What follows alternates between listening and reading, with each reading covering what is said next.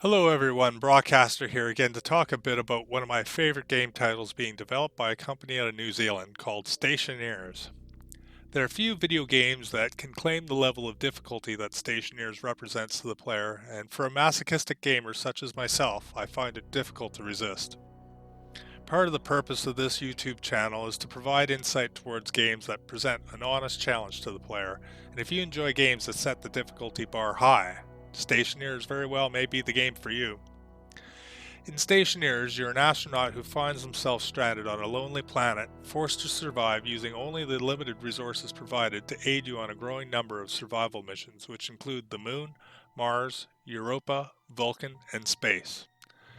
The developers present a very unique and challenging UI which forces you to learn to manipulate objects and tools within the game while using both hands effectively to build or gather resources. You're equipped with a jetpack and enough oxygen to get you started, and what you do is entirely up to you. This game does not hold your hand, and if you struggle with failure, it may not be a title you're attracted to. But nothing worth doing is normally easy, and the payoff is substantial once you do finally succeed in establishing a base that is sustainable and safe for you to remove your helmet. However, the journey to that point is harsh, and creating critical save points is essential. Time does not stop when you pull up your escape menu to learn the UI or alter game settings or fumble with the inventory. You're on the clock immediately, and all your decisions can be the difference between life and death. I still remember building my first moon base where I struggled to understand the sheer depth of these mechanics, frequently feeling that there were wheels in motion that I simply didn't understand, and then later marveled as I manipulated those factors to effect real change in the environment.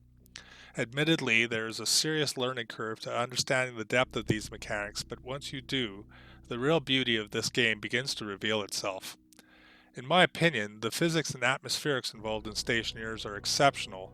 Hydrofluid dynamics, pressure, and temperature all interact to represent an engineering complexity within that is literally unknown to other game titles.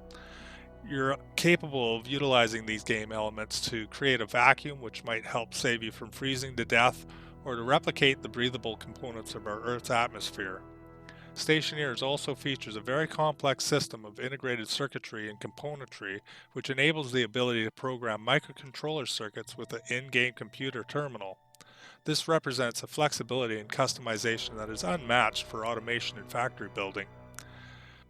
Recently, there have been some pretty large updates to the game, especially involving the atmospherics and the environment on Jupiter's moon Europa, many of which I was unable to enjoy during my first successful build there, nor are we able to implement them into old game version saves, so I felt like one last tour through my old Europa build was in order before updating to a new game. I appreciate you joining me on this visit to Stationeers, and I hope you might find it as enjoyable as I have.